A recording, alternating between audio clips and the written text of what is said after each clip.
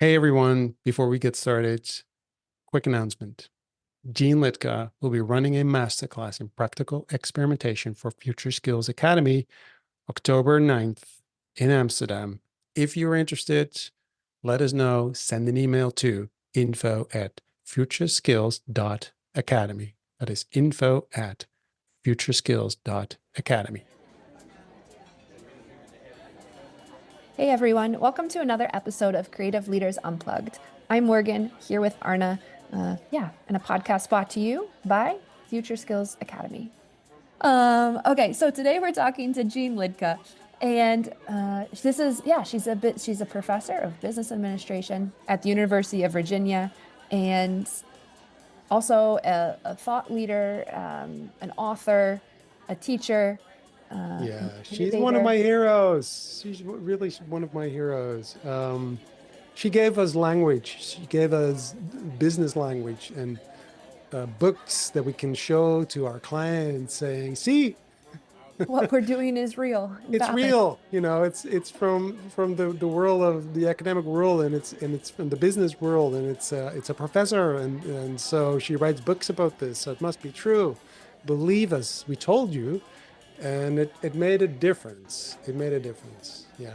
Yeah, and this podcast I think is really great if you're interested in not only she talks about her new book. Experimentation field book. It's the experimentation field book.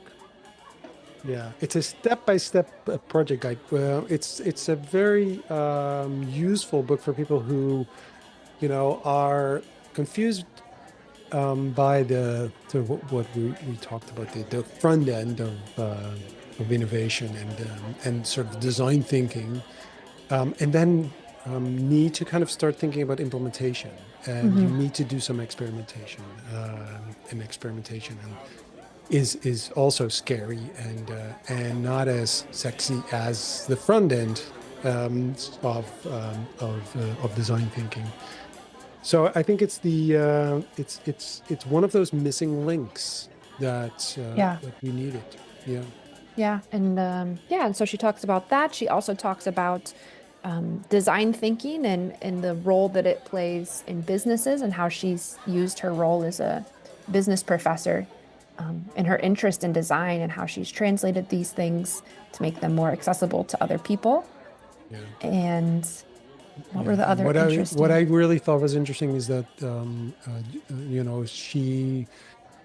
her kind of she always starts with this, I am not a creative. So I always looked at creative people and designers and artists, with such admiration, but I'm not a creative. And then she started talking about how she does things, and you're like, you're extremely creative. You're a Yeah. creative thinker. You're a connector. You connect these things that are not connected yet, and that's design. That's creativity. So it's kind of funny, like, Yeah, yeah, that was exactly books. my thought process as well when she was sharing more.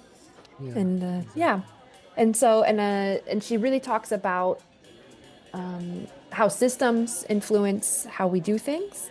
Yeah, And one of the other things that struck me was then the the role of the designer. You know, we're teaching design thinking and these design mindsets to more people, but then what is the role of the designer? And I thought she gave a really fabulous answer there as well. yeah. Okay. Enjoy. Yes, enjoy.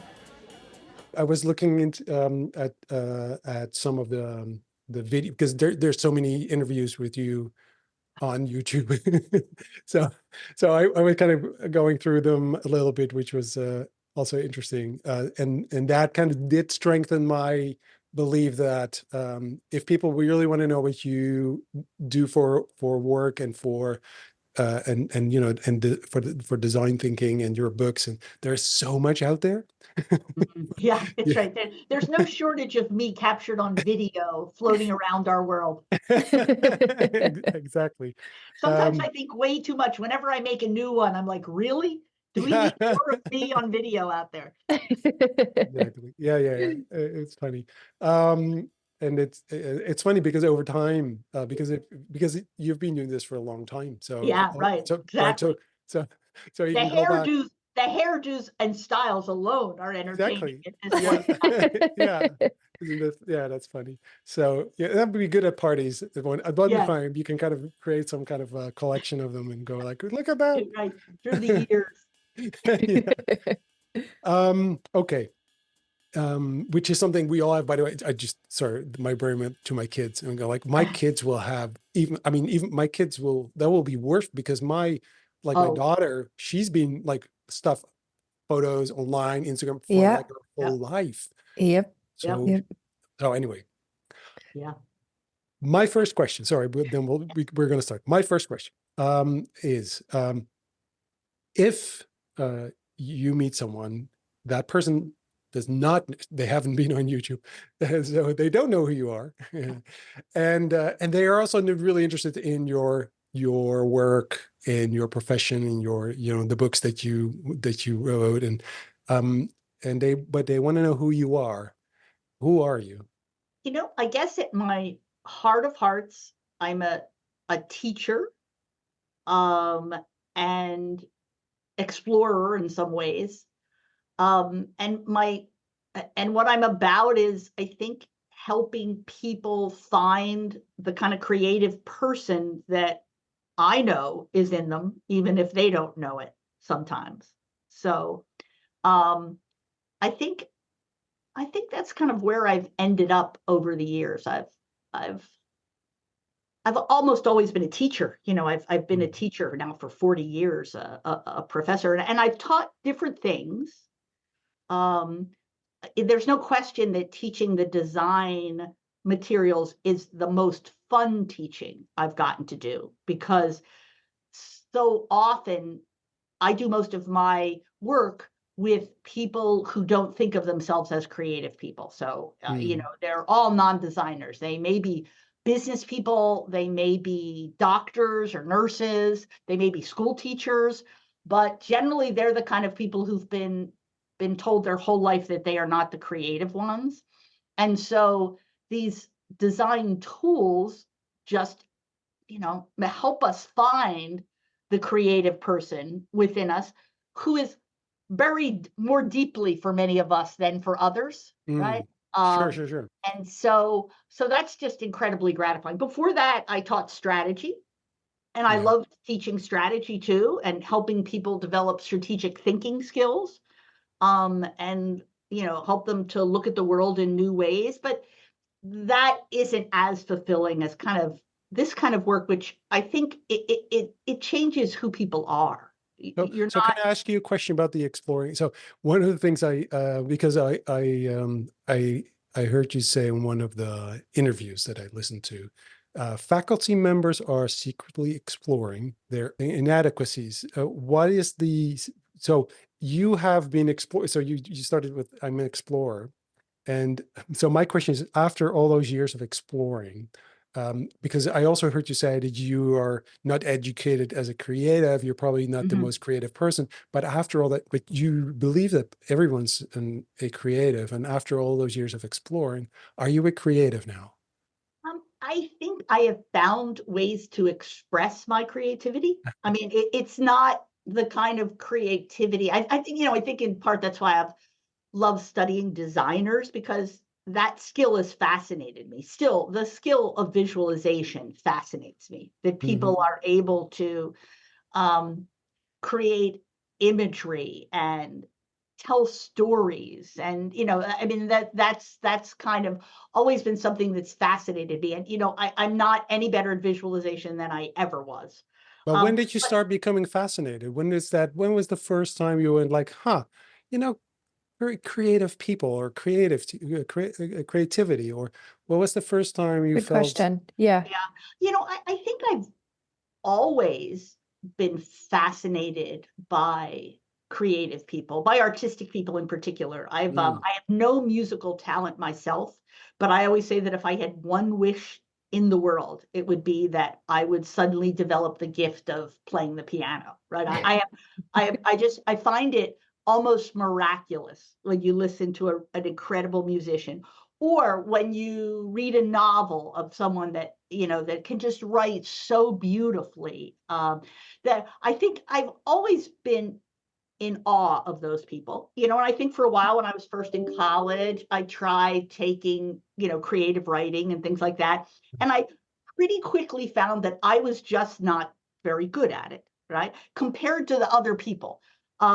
Whereas there were a set of things that I was very good at compared to other people, but those turned out to be things like accounting, right? I mean, my undergraduate major was accounting, and I clearly had a gift for accounting that a lot of other people didn't have. But it wasn't anything like these gifts that people had for creative expression through music and art and things like that. So I've always been fascinated by them, and always, I think, found lacking in myself, or had, I don't even know that I spent a lot of time feeling lacking in myself, harbored this desire to be one of those people and to have those gifts, right? And yet I went to business school, my undergraduate's in accounting. I did my MBA. I turned out to be particularly good at strategy and strategic thinking. And strategic thinking is its own kind of creativity in some ways, but not the same kind, and it didn't ever really feel that way to me. But I kind of just accepted that, and I accepted the way it was, that I was not one of those people, and that I never would be. But I always remained fascinated by them, and so when. And I was fascinated by architecture for a long time. Architecture was really my entrance into design, because I became very interested in the idea of architecture, the architectural process, as a metaphor for the strategic planning process. So Ooh. one of the things that I found in my world was I had this notion of people who do strategy as doing something very precious and very important, essentially as designing the future of their organizations. Mm-hmm. And yet, when I taught people, we had such a mundane view of strategy. I mean, people thought of it in terms of strategic plans and things like that, right? Extrapolations, Excel spreadsheets. I mean, a whole set of things. And none of it had this kind of powerful, future focused kind of visionary notion of strategy. I mean, entrepreneurs had that. So you could read the stories of entrepreneurs who see things that others didn't. But for me, I felt like every manager that I taught had the ability to really enact this much more powerful future than the one they were living in. And architecture, the architectural process, I think, was the first place I noticed a corollary, concrete thing happening that seemed to be, it might act as a metaphor to people. So I was really trying to inspire managers to think of themselves as architects of the future, and of organizations as kind of spaces they were creating to help them do that. So for a long time, we have a very powerful story of architectural creation here at the University of Virginia, which was founded by Thomas Jefferson. And our campus is the only World Heritage site in the US that is a built environment in that way, right? Wow. Yeah, it's very unique because it was designed by Jefferson, and it was driven by this vision Jefferson had of what education looked like for democracy. So at that time, universities were all built on the European model, right? Very hierarchical, focused on esoteric subjects, Latin, Greek, these kinds of things. And Jefferson viewed all that kind of education as education for people who lived with kings and in totalitarian regimes. He didn't feel that kind of education prepared people to be citizens in a democracy.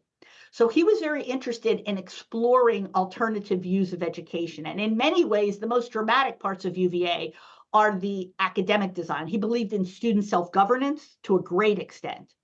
He believed that people should be able to study whatever they want. So he brought in a lot of science and architecture and all of these skills that would not have been thought of as appropriate for higher education. And, he has these famous quotes like, at the University of Virginia, people should feel free to pursue truth wherever it takes them, right? So he didn't allow them to build a chapel on campus because he believed that in a very Enlightenment sense, that the true religion of an academic institution was the pursuit of truth, and that notions of God didn't belong in the university in that way. So we didn't actually have a chapel on our grounds until the Victorian times. But it's very early in the 1820s or so, and so he's building UVA, and he's an old man by then, and so he's the author of the Declaration of Independence, and all of this is these views. Now, I mean, what we do today, looking at his life through the prism of our world today, he was a slave holder, and this notion of all men are created with an inalienable right to life, liberty, and the pursuit of happiness only really counted for a small number of white men who owned land. So it was a very narrow version, but within that version, it was a very enlightened version.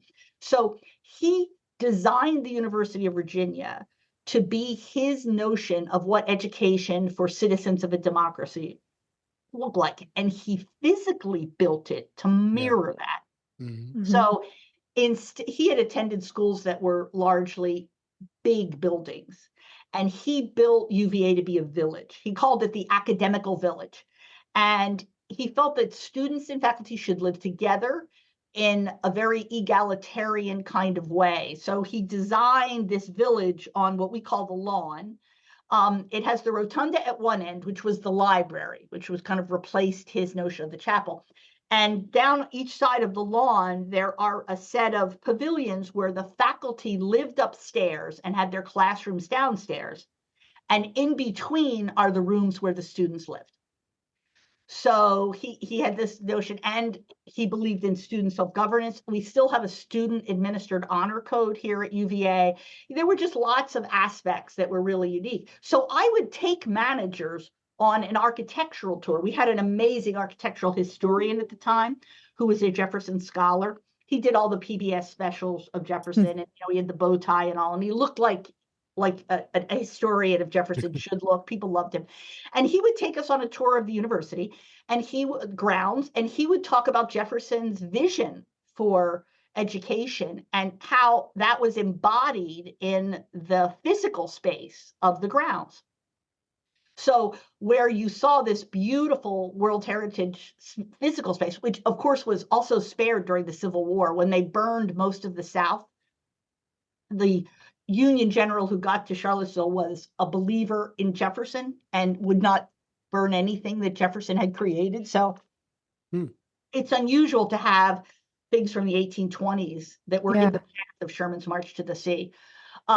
So we take them on this tour, and the message was, look, okay, we're not Jefferson, we're not designing the future of democracy, but you're designing the future for your organization. And as a leader, what is your vision? How do you embody your vision?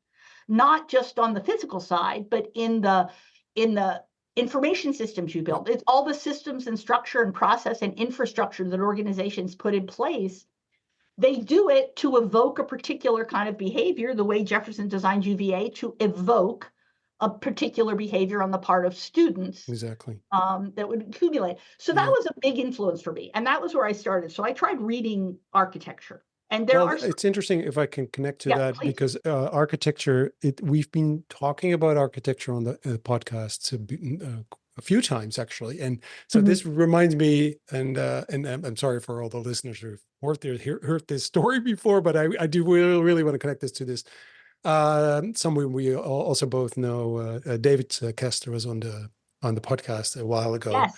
And David told this story about how he was, when he was a kid, he lived in this building, and the building, sort of the apartment block, was actually created, it was created by a company, and they thought that their workers would live there. So the company built these apartments for their employees. But the company, it never worked. I think the war kind of, I think the Second World War kind of messed up the plans.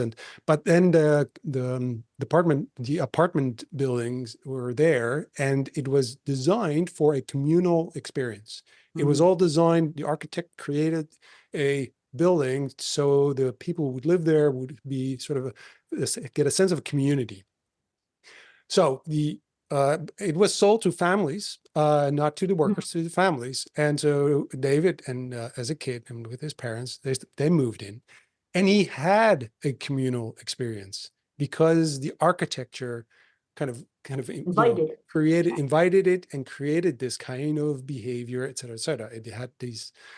So that from that, I was so interested in that story because also to what to your point, if you connect that to businesses, if you say, well, that's a house, that's a building, it has maybe it's not all physical walls, but it has systems, it has walls, it has sort of, so the way you design your building, your company, that creates a culture, that creates behavior. If you do that purposely, if you know what you want to have as a culture and as an environment and as a behavior, then you have to build your company that way. But often it's not that way. It's almost like the culture is almost like an afterthought. It's like we follow the sort of the rules we were taught, or at least we copy the way companies have been built since the Industrial Revolution. And that's what we were going to copy. And then all of a sudden we were going to tell people that we want them to be more creative or entrepreneurial or, or agile or whatever the buzzword is at the time. And then they're surprised that people don't. Yeah. And I think it's such an interesting connection between architecture, to your point, and how we want people to behave. Yeah. And I mean, and again, we could think of architecture as a physical space. When we think of organizations, it is physical. I mean, any teacher will tell you the design of the classroom makes a huge difference in what you can accomplish in terms of learning in it. But it's also a psychological space, right? It's a structural space in terms of systems and process and all of that. And it's a space that in totality evokes, and well, it makes some ways of behaving much easier than others, right? Yeah. I mean, and that's what a system does, right? And we know that when you put people in a system, regardless of what you ask for, they generally do what the system rewards. Yeah. Yes. Right. So when you try and change things, if you just change one thing and you leave the system in place, but you ask people to be creative, I mean, this is what we hear all the time. We leave the existing system in place, we ask people to be creative, and then we're surprised when they behave the way they've always behaved, because the system is the same system as it always was. Exactly. Right? Exactly. And so it's a very powerful metaphor, I think, in architecture. I started trying to read the work of architects who were really thoughtful about their process, which it turns out there aren't a lot of, right?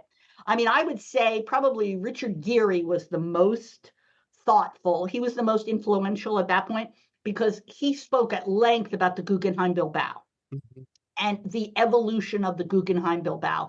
And again, you have this notion of iteration and response to opportunity and just a completely different creative process than we would normally talk about in strategic planning, certainly. And so I would also have students read the story of Gere and the Guggenheim Bilbao. We would read about the design of Central Park in the US, which is a very interesting design story too, of how you balance possibility, constraint, and uncertainty, right? So the design theory, it was wonderful for all these things, but it was just a metaphor. There were no tools. I mean, I looked and looked and looked. Architects didn't really have tools that I could teach to business people that would be helpful to them, right? And so at some level, as a teacher, metaphor only gets you so far. I could put people in a different conceptual space, but then I couldn't equip them with a clear set of tools to actually get there, right? And I would never have gotten there with architecture, I'm pretty convinced, because I mean, only recently does our architecture school even acknowledge design thinking, right? I mean, architects still operate with the great man theory. Many of them, you got it, or you don't have it, and architects are designing for themselves, not for other people. And so in many ways, I was frustrated And then I can't recall how design thinking came across my attention span, probably because I was reading in the design field generally. And I thought, wait a minute, these are actual tools. I mean, journey mapping is a tool. I can work with that. I can teach people how to journey map, and they can take this notion of what's the ideal experience we're trying to create, and they actually can, in a very tactile, clear way, be able to try and move towards thinking about how to actually do it, right? And so I got very excited about the design thinking tool set. But when you talk to designers, it was just something they did, right? And if you ask people, so lay out your process for me, it was so intuitive, right? And so I think it often takes someone for whom something is distinctly not intuitive to play a translational role. Yes. So I think it was a combination of, I admired the work of creative people so much. I was very driven to understand it. And they found it difficult to articulate what they did.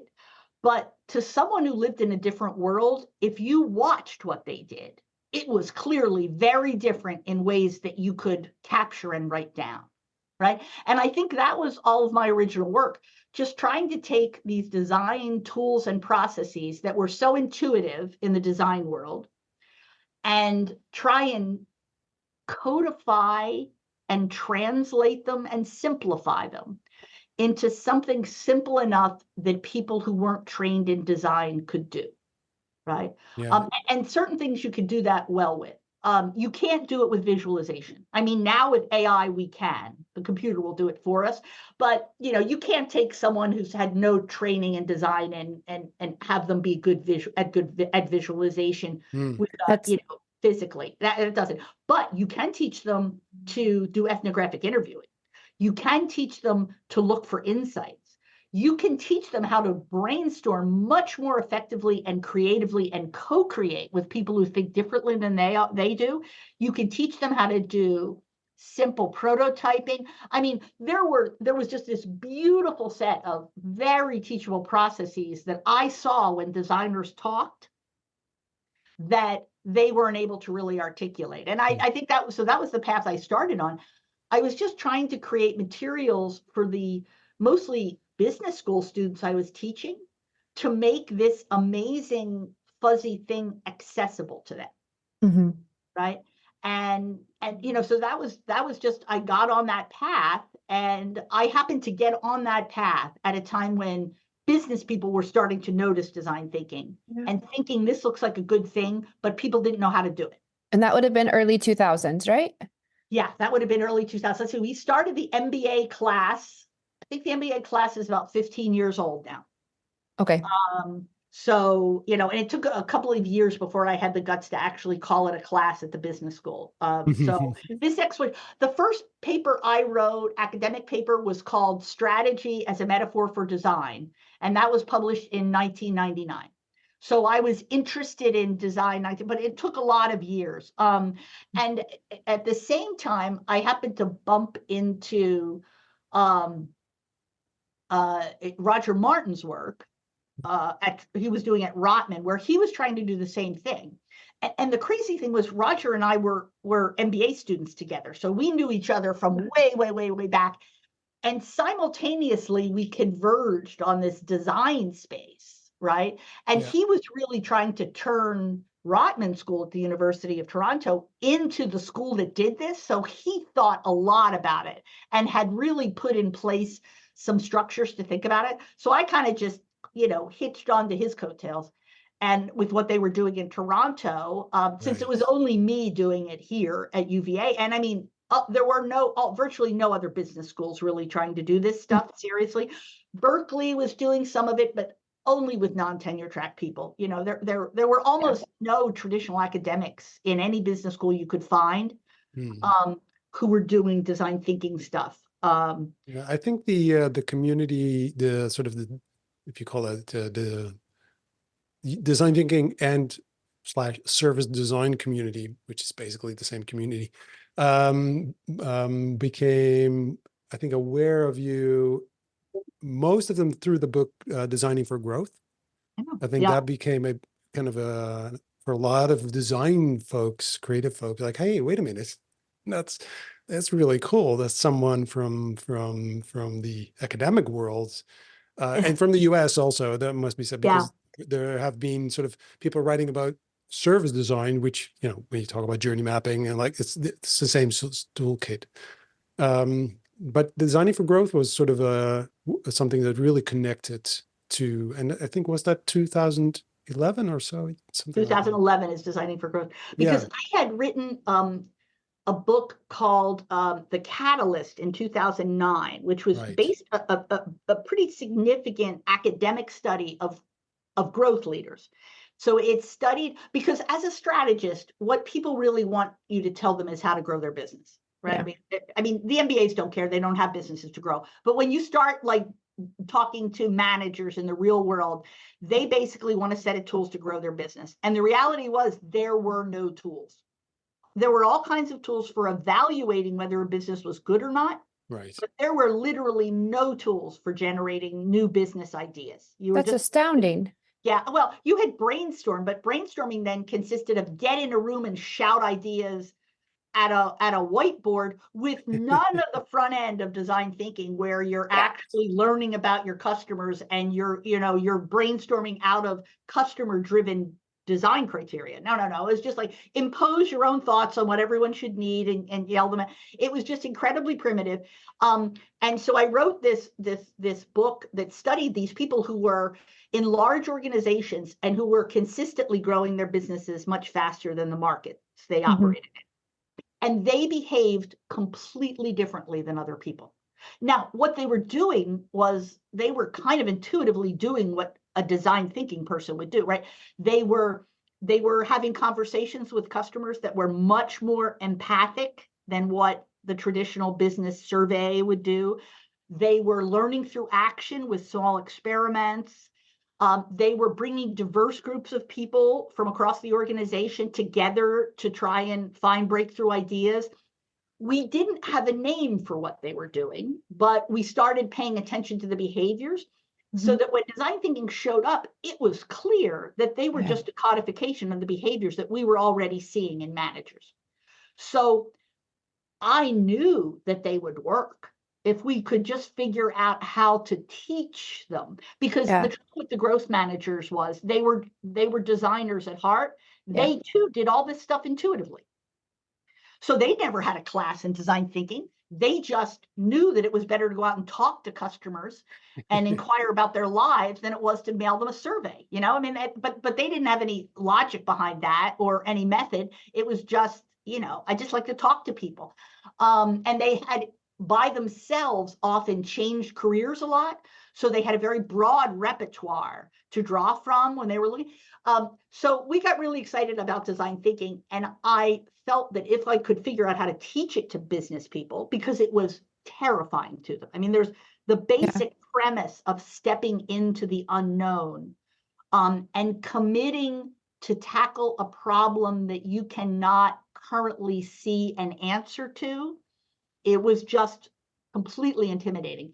But I thought if we can make it safe for them, they will really benefit. It will speak for itself. It will work, but we just have to get people to do it.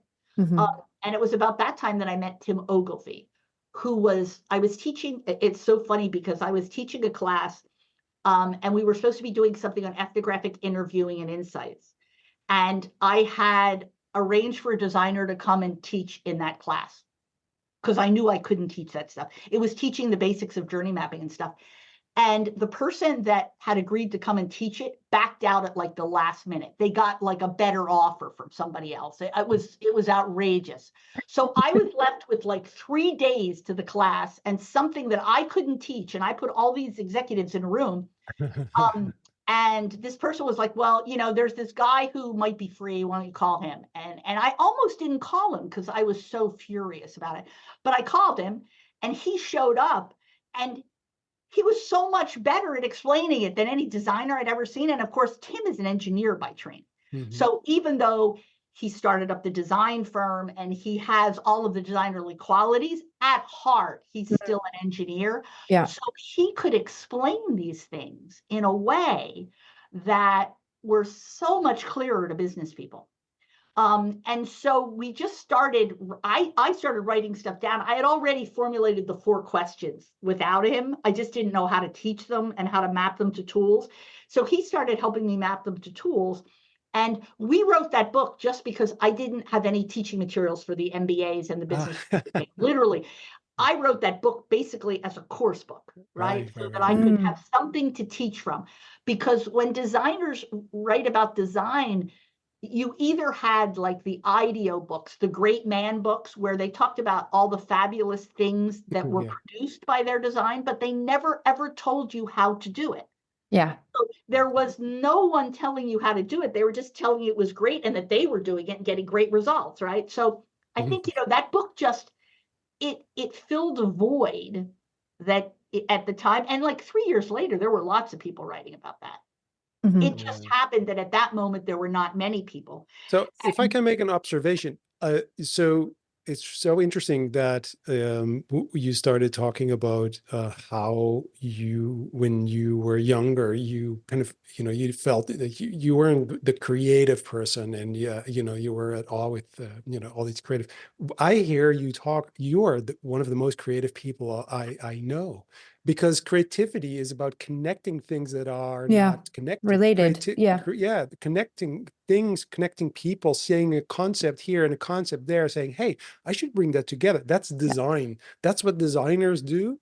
And I think one of the things that you do that I also feel that is sort of a, there's a new, and maybe even it was the T-shaped people that I think Tim Brown kind of coined that term of the T-shaped version, but that idea of someone being sort of outside of the bubbles, the expertises, but sort of being in that, what I call the space in between, but being able to say, hey, wait a minute, that space should be connected to that. So architecture, and there's the business people, and there's this design, and there's these, and there's teaching, how do I connect it, and how, et cetera, and then that is a creative. That there is nothing else that designers or creatives do.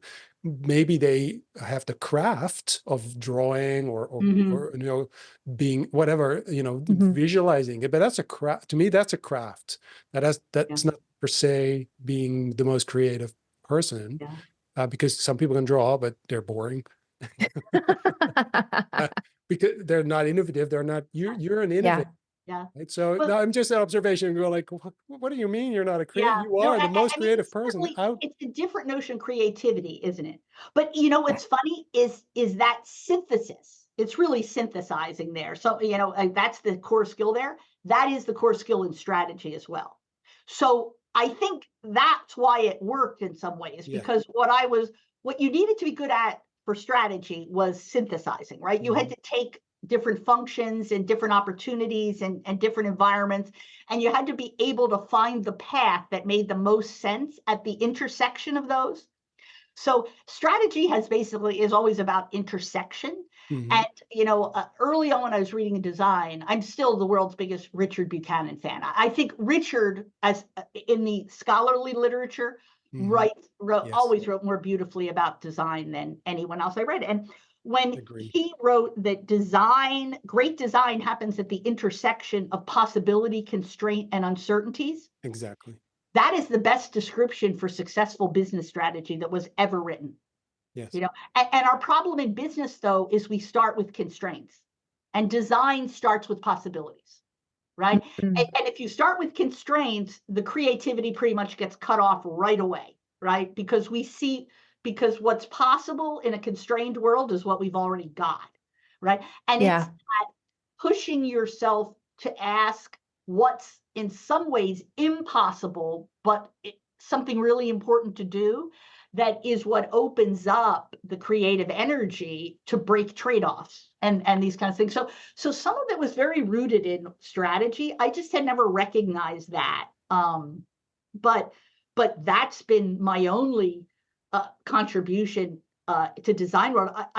When I first found out that designers were buying the book, I thought that was the most ridiculous thing I ever heard, because I felt as though everything in that book I had been taught by designers, that there was no reason for a designer to buy that book. right? Can you tell you a secret? I'll tell you a secret. We didn't buy your book to read the book. We bought the book to give it to our clients. To give it to your client. I eventually figured that out. No, we read it, but we were like, oh, it is really cool. But you gave us And no. we know all this stuff. Yeah.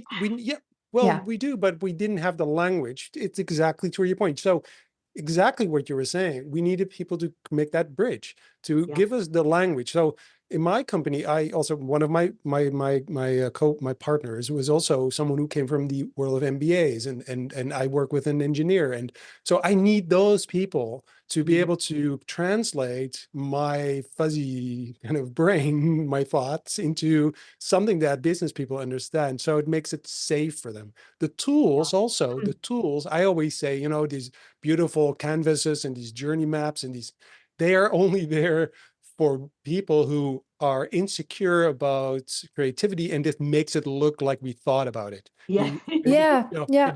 It just seems like we really put some thought in it, and it's on a, oh, it's printed and it's designed. There are lines and there's words. We don't use them. We don't use these. I've never created a journey map for my own company, for myself. Never done so. I tried it because why don't I do it? But then I'm distracted again. I do other things and I just keep going.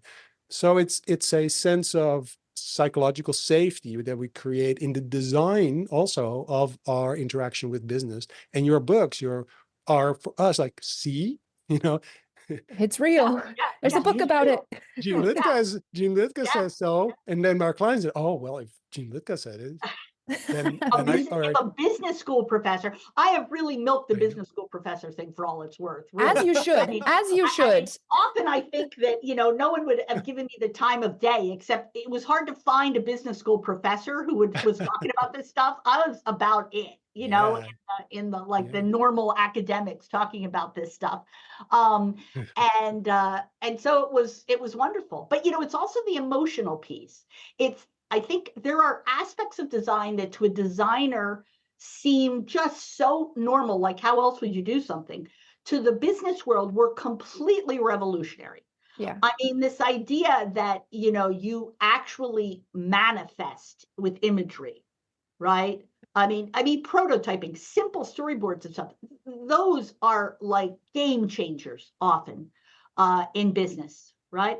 But our notion of prototyping always came out of research and development, which was a prototype was, an MVP. It was like a finished thing that engineers created. It was, in classic charades terms, it was your dress rehearsal.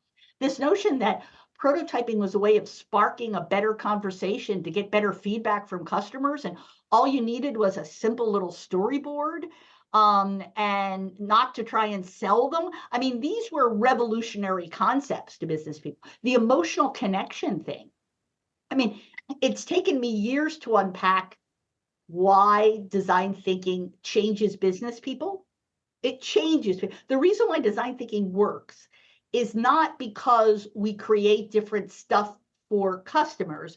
It's because it changes who we are first, and the new person we are creates better stuff for customers, right?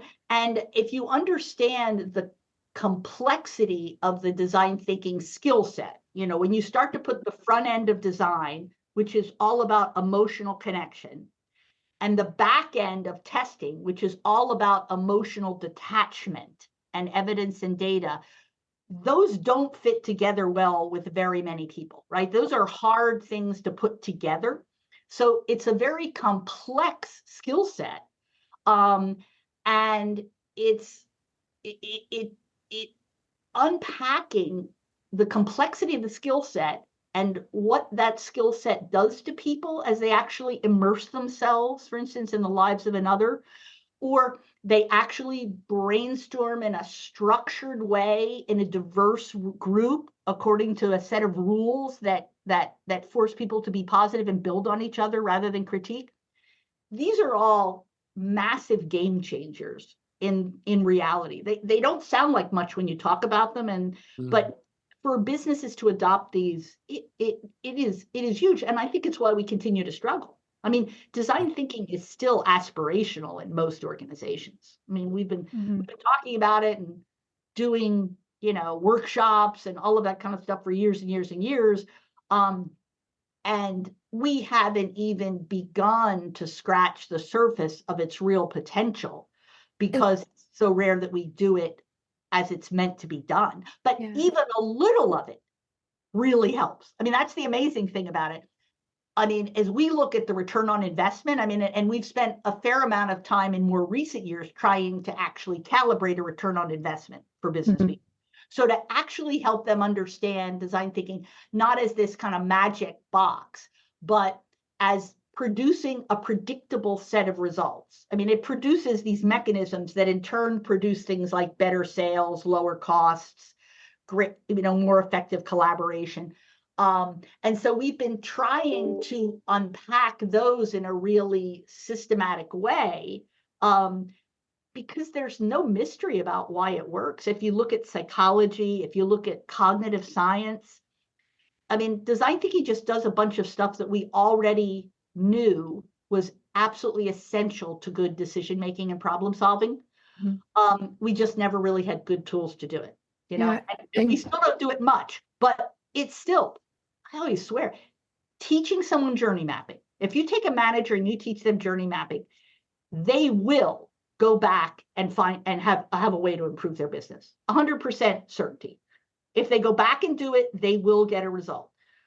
There's a predictability about the system when you do it at a system level that is very unusual. And we treat it as though it's woo-woo and fuzzy, but in fact, done well and systematically, it has almost absolute predictability.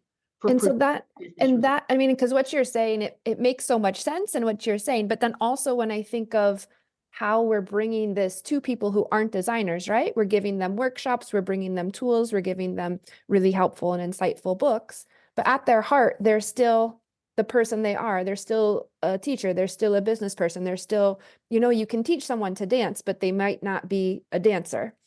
So how do you view the difference or the value between teaching people these tools, because you're also talking about the fundamental power of it's changing them as a person as well, versus then bringing an actual designer on board, not just to lead a workshop or to teach them these skills?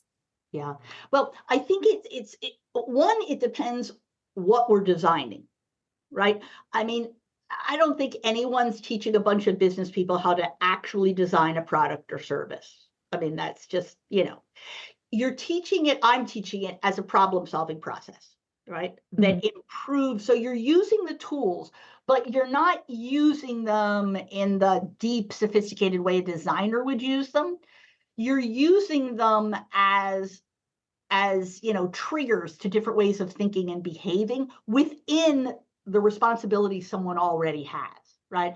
So I know designers worry a lot, or did, about, you teach design thinking to a business person and then they think they don't need designers anymore. I think the reality of it is most people who actually learn design thinking appreciate designers far more than they used to. I mean, I will still continue to say designers are about the most, underpriced, valuable commodity in business today, right? Compared to like a strategy consultant. Think of what a strategy consultant costs and the likelihood that will actually pay off. A designer costs you a small fraction and brings like a revolutionary new way of thinking. They don't show up and give you an answer. They expose you, the best ones, to completely new ways of thinking and behaving. And so there's this category of designers. I think someone had intuited when I was writing a case study of them once, said there's two kinds of designers. There's designers who want to hoard it and designers who want to give it away. Designers who want to hoard it are very damaging in the business environment, right? Because they're all about, we're superior and we're doing something that you can't. And, the only people they don't extend empathy to is their actual business clients, from what I've heard, right? They don't appreciate what a struggle it is to come to terms with what they're saying. So they make people feel stupid, and untalented and not creative. I mean, the opposite of psychological safety, right? Yeah. But when you get a designer who wants to bring other people along with them and is really committed to that, there is no more productive person to have on a team, because they will bring people with them, right? There are things that you need designers to do for you, but a lot of the transformational potential of design thinking, I think, is having designers model and help other people to get better at these basic tools. So for me, if you really want to teach design thinking, what you need is kind of an apprentice program where the people that are trying to do this stuff after you've taught them in their workshop actually go back and they have a designer on the team who guides them through all those early pitfalls. I mean, there's a lot of big mistakes you can make early on that don't look big at the time in design. Yeah. If you don't have someone steering the ship, you're going to make mistakes that are going to take the whole project down, right? I mean, you define the problem incorrectly at the very beginning, and you can throw all the journey mapping you want. If you've defined the problem too narrowly, it's not going to work. I just think having designers along for the ride, and these companies like Intuit, whose model has been to bring designers in and then have them kind of seconded out to teams to help develop the skills in others. Those are the models that I think actually build the skills in organizations. You need designers in that world as well. So you need them to do the design work of projects and things like that. But you also need them to just model design behavior in an empathetic way. Yeah. That models and teaches it to other people and makes it feel like they can do it, or at least do enough of it that they can make a difference with it. Yeah. And that's powerful. That's very powerful. And it also aligns very closely with the conversations Arna and I have been having, and also what I'm researching right now is the role of a designer as a facilitator, and not a facilitator in a one-off afternoon, but as an overall processes or organizational facilitator, especially when working with different like stakeholders and teams. So Yeah, and I think we're still talking about sort of that kind of new, so the facilitator or the facilitative leader or the kind of people, because they don't need to be educated in design. I mean, they don't need to be, they can come from anywhere, but these are the kind of people that design on a different level. They design people, bringing them together. They design community, they design processes of design, creative process. They design the psychological safety, the safe spaces, the stakeholder involvement, and all those. And that's a skill that I've been teaching that to quite a lot of people, but I think that's not being taught enough, that it's not, so to be the facilitator of it. And it's not about a workshop. It's not facilitating a workshop. It might also be workshops, but it's actually also in between the workshops. It's also because the workshop is like brainstorming. There should be before and after, and there should be someone who is a coach. So I think a coaching part is, so something I've been seeing lately, also in my own role, that more and more I am doing some on-the-job coaching. So I would, so they come into a training, and this is something I'm doing right now. People come into a very short training, really, with their own project. So not a made up project. No, it's they come with a question, real challenge. They get some tools, some explanation. Then they try it and they get coaching. And they come back and they say, oh, I tried it, something went wrong. Okay, what went wrong? And so it's a long term. So we also are moving away from, but I came from the world of, 2-day fundamentals training, a week-long boot camp, a half a day training or whatever, very short. And then goodbye, good luck. I taught you journey mapping. So now you go do it now. Yeah. But which is obviously not possible, really. It's just, but and you might just even confuse people more. But so we're moving into, and also the clients are more willing to give us that role into a more coaching role, where we go like, okay, I will guide you long term, because because it's also about behavioral change, and it is about kind of crafting or creating this position within an organization that also your stakeholders will allow you that. So that system. So I think systemic kind of understanding, at least, or understanding of the system, and being able to say, wait a minute, we need to kind of also, understand the system that people are in, so we know why they're struggling, because journey mapping is not rocket science.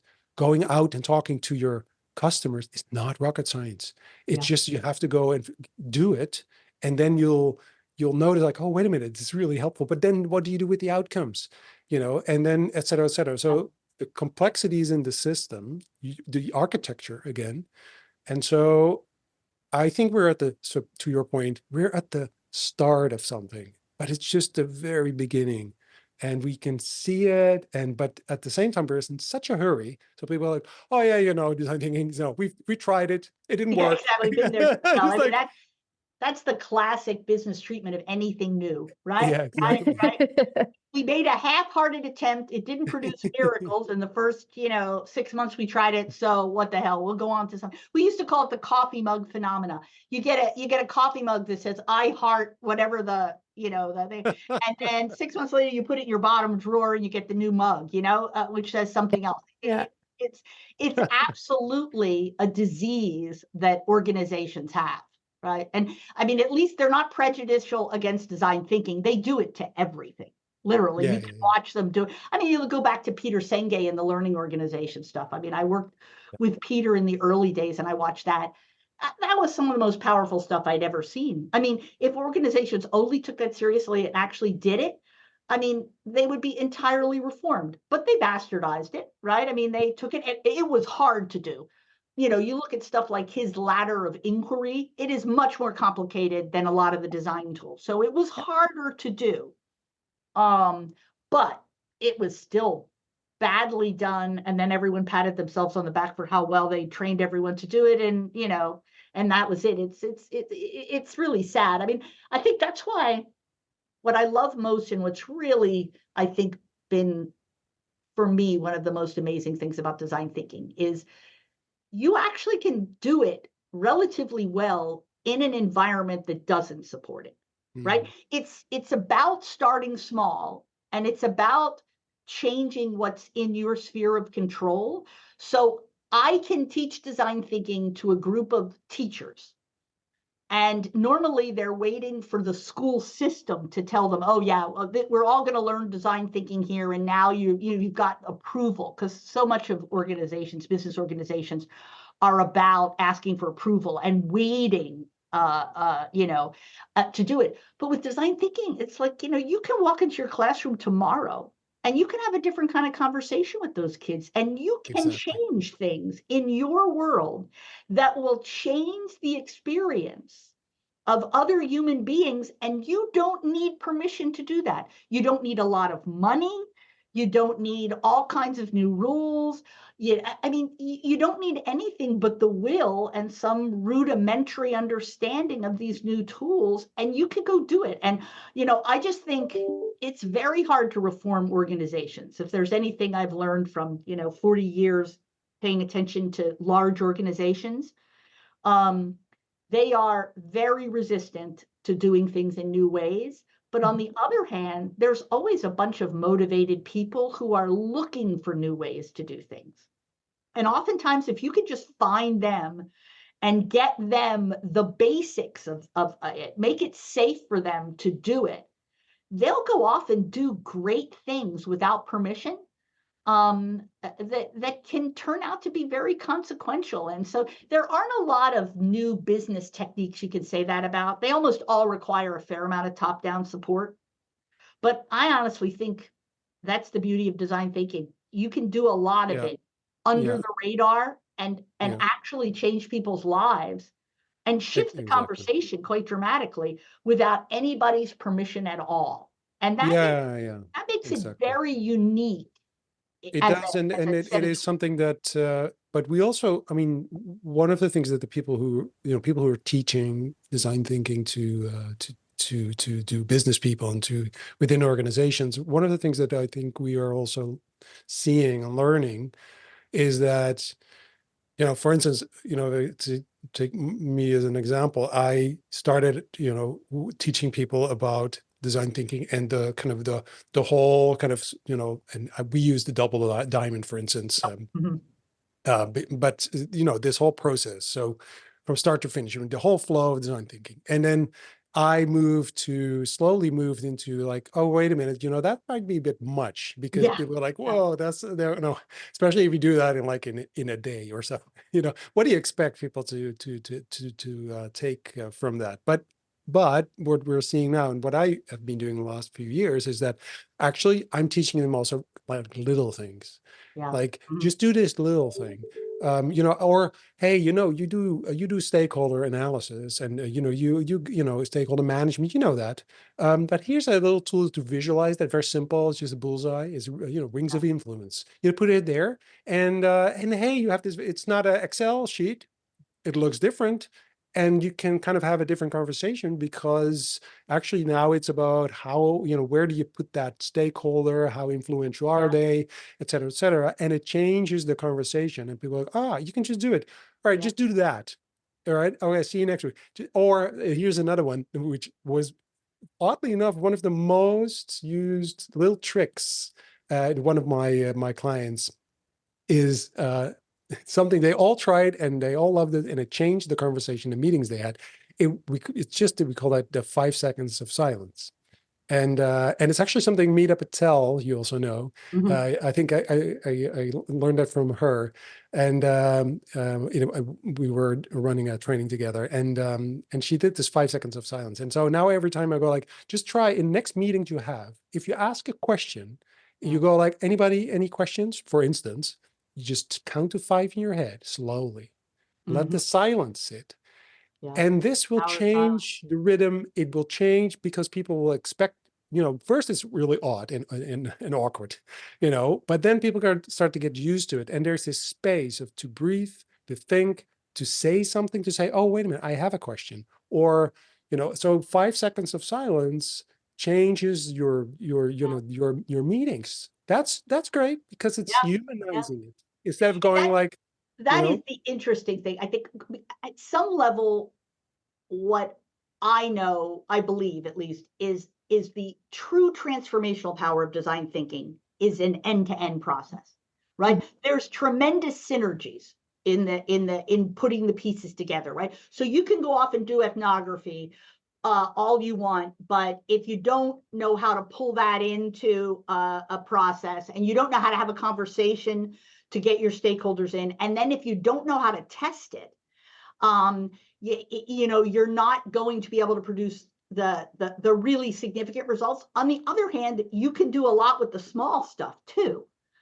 So it's this kind of, you start small. You say, let's start here, and then we build from there. Then you do this, and you do a little extra, and so it's giving people sort of permission, first of all, to do something different, very safe, very small, take a step, because again, we're in this system that will resist change. Not people. The people are smart. I mean, everyone I work with, they're bright, they're smart, they get it. It's not rocket science. It's okay. Why don't they do it? Because they don't have the time. They have 30-minute, Zoom calls back to back, and they get the way their success is being measured.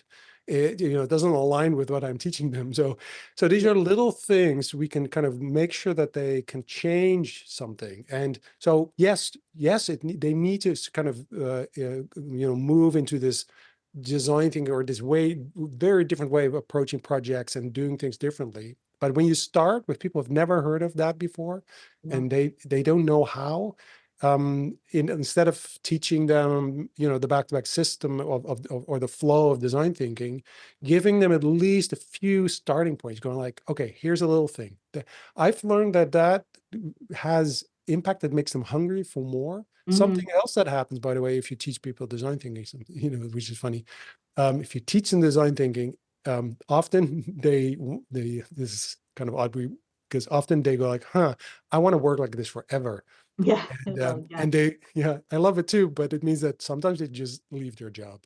yeah, oh yeah, no, it's true. I had one student say one time, I've been carrying around a lock and you've my whole life, and you've handed me the key. Oh, that's Isn't beautiful. it beautiful? Especially because for MBA students, it's the Yeah. first place in the curriculum that they feel at home, people like that. We used to call the class the land of the misfit toys in business school, because literally people felt like they were finally the ones who really just got it, whereas in finance and accounting and all the other classes, they were the ones who were like, huh, could you explain this to me?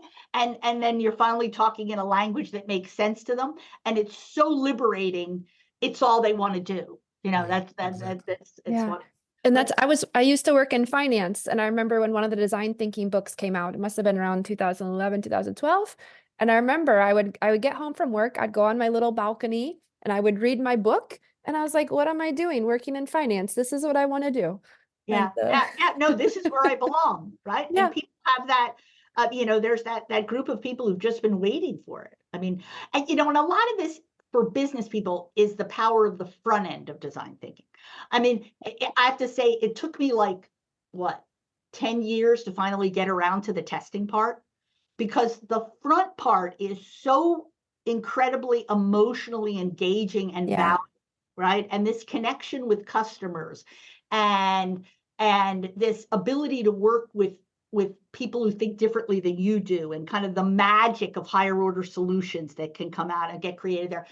It's so powerful that for so many years we would do all that with students and everyone would be all excited, and then we'd get to testing and it would be like, oh my god, this is terrible, and we'd say like, okay, now go off and design and execute some experiments. Yeah.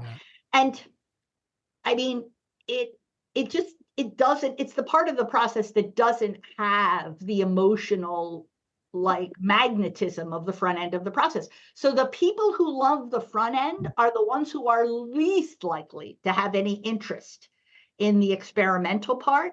But as much as I believe in design thinking, I think in some ways experimentation skills are even more broadly necessary and even more undertaught yeah, business yeah. schools than the front end of design thinking. I mean, I think we've finally Yeah. gotten a notion where you'll Yeah. find customer journey mapping actually is snuck into like the marketing class, and Mhm. people who would never have anything to do with it. But I just always had the feeling still that as educators, no one really knows what it means to design an experiment, right? And we never, I always felt like I was doing an injustice to the back end of the process, right? Mm, yeah. But still, I mean, it's so odd to me. So, one of the things that I often find myself doing if I work with the company, often it's the business people, or maybe it's IT, maybe it's HR, that I have to remind them of the origin, the roots of their company, because the roots of, unless I'm proven wrong, I think all companies started with experimentation. Mhm. The They roots of started with all companies, entrepreneurs for sure. right? They started with trial and error. Mhm. So where did they forget? And then we started teaching design thinking, and people go like, oh, this is really scary. I Yeah, go, where did just think about, where did your company start? And yeah. even now, and I work with companies that are, their main business is innovation, like technology, for instance. They sell technology, and that's their business. So they have these labs and they have these innovation spaces, but they are always hidden somewhere, or Mm, and I go, well, even if you create a new one, if you have to create new shampoo, there's someone somewhere trying out, new recipes and seeing if your skin responds to it well, and et cetera, et cetera. Someone is doing trial and error. So the Yeah. scientific method, or the entrepreneurial method, or the design thinking method, I think it's a very human problem-solving method. That's how we go through life. We try Yeah. stuff out and we learn because it fails. And we go like, oh, won't do that Yeah. again. I think in some ways the experimentation piece is equally psychologically unsafe in business Mhm. organizations for Yeah. completely different reasons. Um, I think, uh, first of all, with experimentation, you've got this fundamental fear of failure, mhm. right? So no matter how much we tell people to go out, experiment, innovate, try new things, we mean don't ever fail. Yeah. because getting it wrong, I mean, we could talk a lot about the mindset of a venture capitalist. They expect 2 of 10 businesses to work. And in business, the rest of the world, we expect 10 of 10 to work. Yeah. And the reality is the physics of uncertainty around innovation are, don't build a system that assumes that you're going to be right. Build a system that assumes you're going to be wrong and work with that one. But I think it's, I mean, Carol Dweck's work on mindsets. From the time we're children, we equate being smart with being correct. And so the idea that you will treat failure as a learning opportunity runs counter to, not only our personal, but every organizational culture that was ever built for the most part, right? So I think just there's this huge psychological impediment. And then the other thing that I come to believe is, businesses are intensely data driven, but they are never hypothesis driven. So when you're doing experimentation, you have to be hypothesis driven in your use of data. So you start with the hypothesis and you say, what data do I need to test it? Where do I find that data? And if it doesn't exist, how do I create it? In business, we start with the data that we're given. We've got our income statements. We've got our official, our systems, our data systems spit out a bunch of data, and it's almost never the right data for experimentation. I mean, when you're trying to do something new, existing data that gets spit out from a system is almost always the wrong kind of data to do the test, but we still try and use it to test anyway, right? And so getting people to flip between starting with the data to try and answer the questions, to starting with the hypothesis and then go find the data, right? That is the skill set of strategy consultants by and large, but it's not anybody else's skill set. I mean, we just don't teach hypothesis-driven thinking for the most part. So that's another big barrier, even with our data-driven MBAs. When I used to teach a consulting elective, it would take half the class before they would flip the switch. And when it flips, people get it. Oh my God, this is a completely different way of dealing with data, right? And it's calling different things data. It's really changing your definition of what is data, right? But we don't generally do that. And if you look at the business world today, forget design thinking, which is my first love. If you talk lean startup, if you talk agile software development, they are all based on experimentation. Almost all of the new methodologies are experimentation based. And we don't even have any idea how to actually teach anyone to actually design and execute good experiments. Until you get to the sophisticated A/B testing, R&D stuff. But that's not what most people in organizations need. They need a much more basic version of what does an experiment look like, right? But we don't teach that. And I feel like experimentation is now where design thinking was like 12 years ago, when design was just a black box and we didn't have tools and we didn't know how to teach it other than for 4 years in design school or something like that. That's where we are now with experimentation. It's just a black box and it's this murky thing and no one is comfortable doing it, but not really admitting that they don't know how to do it. And our whole notion of what constitutes an experiment and data, they're wrong, given what we need, but we're not addressing it yet to any great extent. And it's a lot less fun and sexy, unfortunately, than the front end of design thinking. Which is odd, really. Which is, to me, it is kind of odd. I mean, I love the front. So I was always inspired by this professor from the Technical University in Delft. He talked about the fuzzy front end of innovation. The fuzzy front end. Yep. And I was like, yeah, that's where I live. I like the fuzzy front end. That's where Found my I like people. to be. Yeah. Yeah, my people are there. Yeah, exactly. But to me, experimentation is, that's part of that fuzzy front end, because it's allowing that kind of, again, it's this divergent moment. Convergent moment. Sorry, you converge again, diverge again. Sorry. Mhm. I'm getting tired. You diverge again. You diverge in the sense that you look for sort of you don't mind if it's wrong. And one of the things I've always said when we go do prototyping, for instance, early prototyping, which is part of experimentation, early prototyping. I always say, if you come back with your prototype and your conclusion is that it's perfect, something went wrong. Yeah. Yeah. I want to know what's wrong with your prototype. That's the mindset. I don't want to know what's right. I want to know Yeah. what's wrong. Break it. Yeah. Go break it.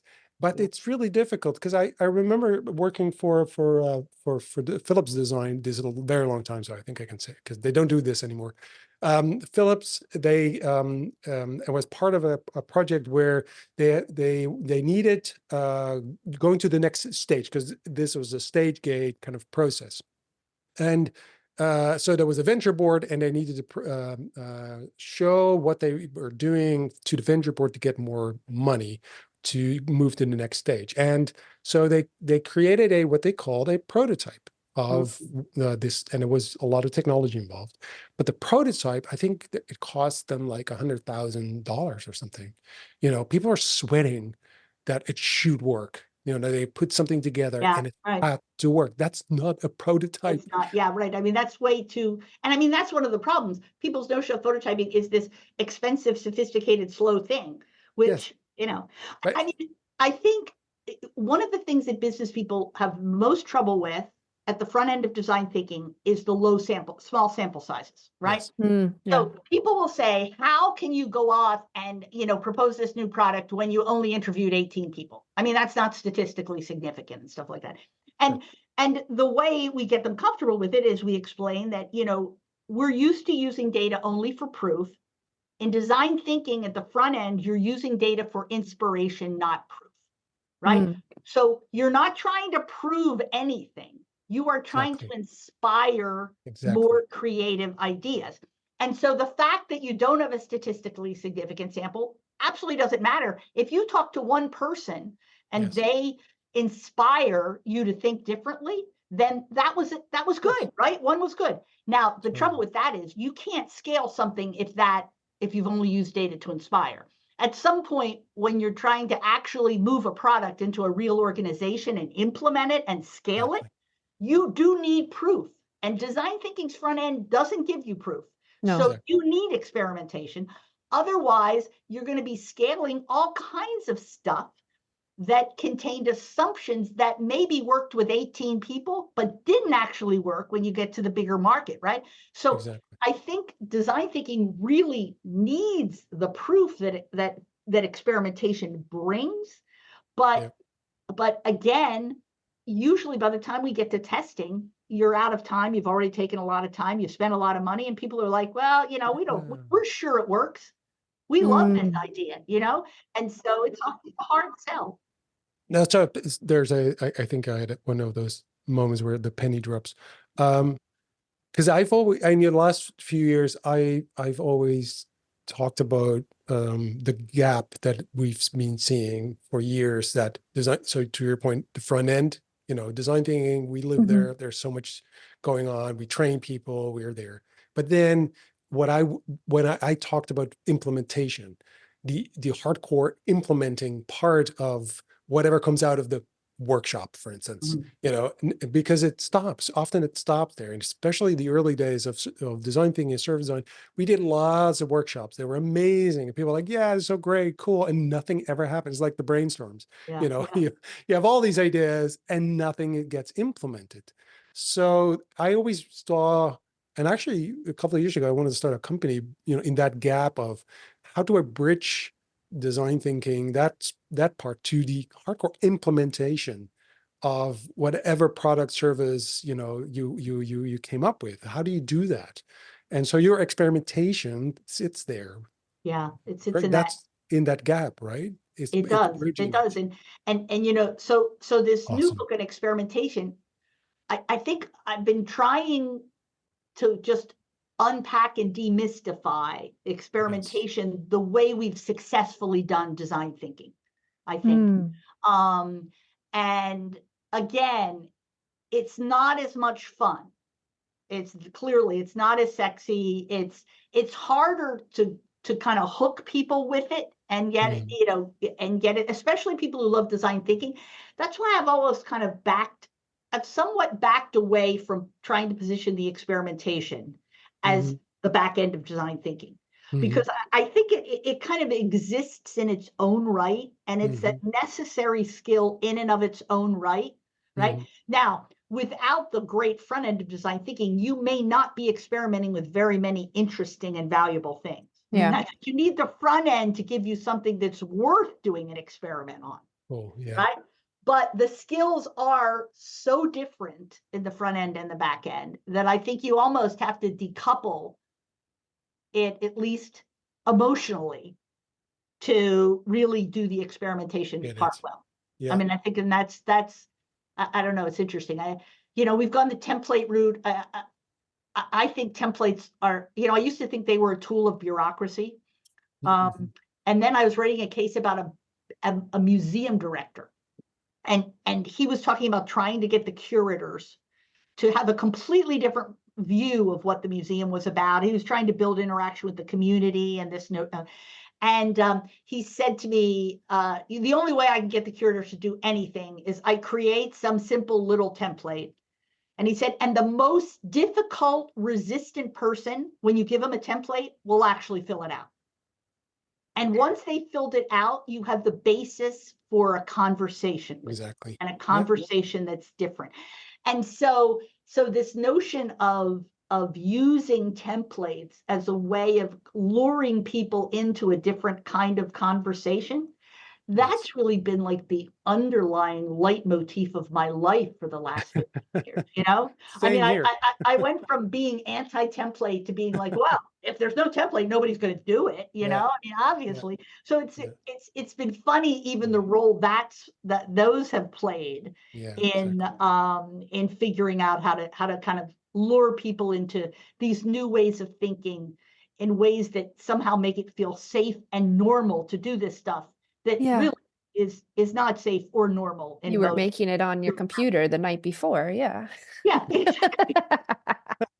Yeah, exactly. That's been my life also the last, 20 years or so. Yeah. Isn't it funny? Yeah. Tools of bureaucracy subverted to get people to change. I don't know. I kind of love the idea. They're connectors. They're bridges. The whole conversation we've been having is about bridging and connecting, and I think that's, we live in the time where we talk about, that there's so many differences, and we are. I think that we need bridges. We need connectors. We need to kind of, right? So we need to find those. I read this in this book, The Movable Middle, sort of like, what do we share? What are the things we share? So the canvas is a tool to kind of share something. It's my thinking, but it's also your way of thinking because it's a tool. It's a canvas. It has lines. It looks sophisticated. So you're safe, but it is, my vision is in there. So we find a middle ground. And sort of, we need people, and we're not going into politics, but still, we need those connectors. I do think that for me, one of the most powerful ways to think of design thinking is just a better way of having conversations across difference. It's a language, and I've been teaching sort of people in business for a client. So there was another agency. They were doing work with the researchers at this client, and the researchers were doing consumer research and what have you. So, and then I'm teaching people in the business, and I didn't know about, because it's a large organization, I didn't know they were doing that. So she reached out to me saying, "So, are you're teaching design thinking to these people, right?" I said, "Yes," because can we kind of combine notes and connect and our training, because they should speak the same language, because they don't understand each other, because the business people ask for research, and the researchers go like, that makes no sense. And then, and vice versa. So having a common language is powerful. Having the words, that, and knowing what they mean, and sharing the same language is, I think, that is what creates reality. That's what creates sort of your understanding of something. And And then you bring in a set of rules for the conversation, Yeah. like respecting, listening to understand, Exactly. trying to build on each other's and I think the combination of those, the language and the way you have the conversation. I mean, that's Exactly. where, again, we're back to the notion of a designer as guardian of a conversation, right? A leader no longer is in the conversation answering it. You're guarding the conversation, right? Yes. So that we're ensuring that kind of the rules of the conversation, of the way we listen, the way we build on each other, the way we challenge each other, and use difference productively. Yes. All of those kinds of things, that's the role of the leader, right? So that the conversations that happen can be ones that have some shot at Yeah. setting the preconditions for these kind of outcomes that are really transformational and that really are, in a co-creation sense, higher order solutions that are better than what any individual brought into the room, right? But unlocking, I think, that potential of difference is a challenge, because it's so easy for difference to have exactly the opposite effect, which is kind of the world we're living in now, where difference divides us and makes it impossible to listen and understand and move forward, rather than fueling more creative thinking and the ability to see possibilities that we wouldn't see otherwise. I don't know. I want to ask the last question, and which is because I do want to know kind of what your thinking is of the future, and what is the thing that is most important to you in the next coming years? Well, I am retiring officially from the university at I the heard end the of rumor. this I heard the academic rumor. year.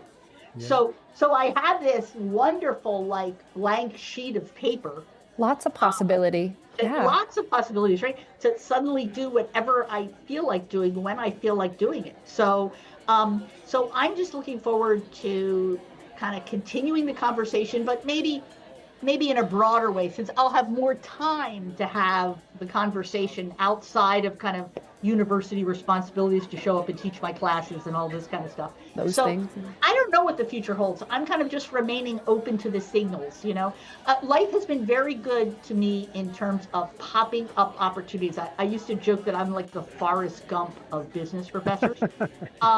That I just meet people, like going to class, but like being in school with Roger, or my office mate at BCG was Clay Christensen. Whoa. Meeting these amazing people, or like I made that Coursera course. Coursera kind of like suddenly appeared out of nowhere. So we did this little course, and now 400,000 people have taken it, So Wow. I'm a big believer in kind of opportunities showing up. So I'm just excited to kind of see what shows up in the coming years and where it takes them. Brilliant. That's Thank you so exciting. much. Yeah. Thank you for the conversation. Really, really loved having you on the show. Oh, well, I loved talking to both of you. Loved meeting you, Morgan. Yes, thank you. Likewise, Jeanne. Yeah, and looking forward to seeing you in Amsterdam in Yes. October. So